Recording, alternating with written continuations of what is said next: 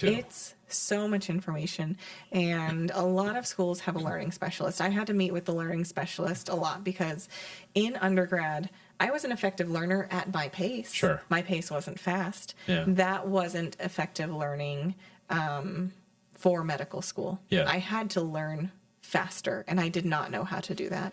And so the first couple blocks, I didn't fail any blocks or have to retake them, Yeah. but I got close. I got really close. Yeah. And so I met with the learning specialist about how to be a more efficient learner, so I could be faster and know the information and not retain useless information. That's really, really important Yeah. because it was a very similar situation for me, like where undergrad really didn't teach me how to study. I really learned how to study in law school, Yeah.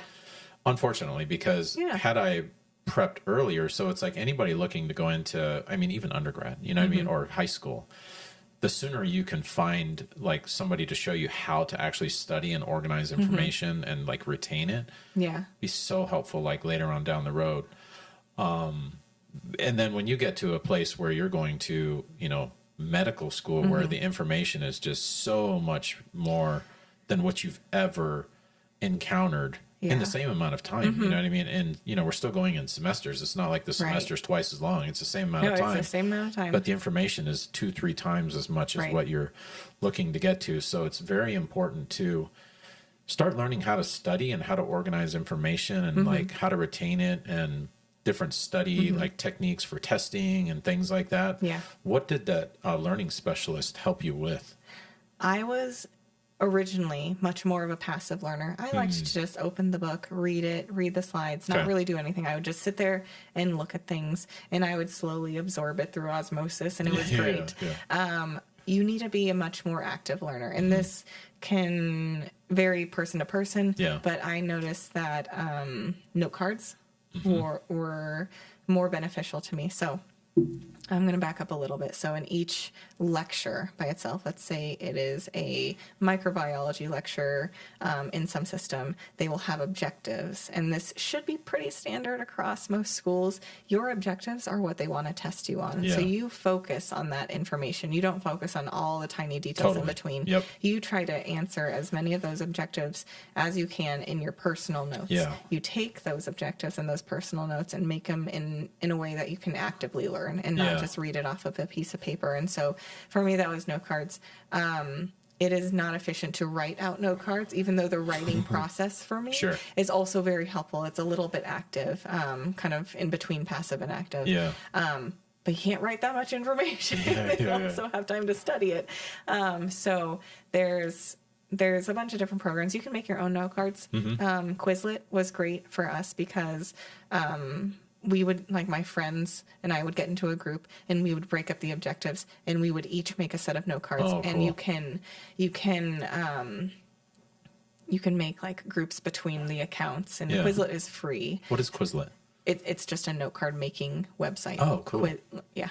You just make the front of the card, the back of the card, and Nice. then it can, you can test yourself on it without, so typing is a lot faster than writing it out. And so I would split up the work with the people that I knew, Yeah. and then we would all put it into like a community folder, and Nice. that way we had all the note cards for the objectives and can go through other people's cards too. So that's kind of how I got through the first couple years in the didactics and learning information, and that got a lot better, and we got a lot more efficient because everyone going into medical school is going to have a tough time learning. Like, you are not the only one. Yeah, totally. Yeah. You know, and this is kind of for anybody listening that is like kind of embarking on the education of any kind. You know, it goes in line with what you said earlier. Like, you're not going to know everything.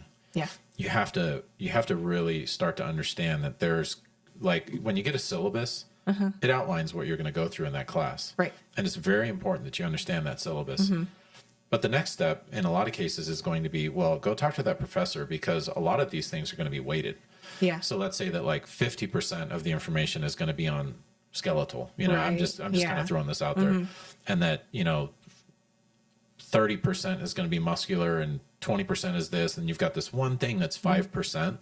Yeah. You might not want to spend much time, if any, on the 5%. Correct. You know what I mean? Like, you Yeah. really have to dedicate a certain amount of time, but these are like skills that you learn by like talking to people that like have learned effective study habits, Yeah. or like a learning specialist and things like that, to where it's like, don't think you're going to have to know the whole book front to back, because that's impossible. No, it is impossible. You need to like very well like understand the syllabus, what the professor is expecting, how those things are weighted for your testing, like Yeah. wherever that testing is going to be, because that's going to really try to kind of like hone in like where you need to put all your effort. Yeah. Versus like trying to spread it out over the course of like the whole book. You know what I mean? And what do you think about that? I agree. And we can talk about this later, but for my board exams, that's exactly how they do it. You look at what the breakdown of a board exam has to be for pediatrics. And there are certain topics like infectious disease. It's like 10% of your test. Yeah. Like you have to know the things that make people sick, and you have to know how to treat those things. And so it's 10% of your test. Whereas there are other topics, and I can't even pull one out of my head right now, but they're like 1 or 2%. And you're like, if I don't know it that well, that's okay, at least for this test. Yeah, like totally. I don't have to be an expert in that. It feels wrong to do Yeah. it, but you have to do it. You have to do it. Yeah.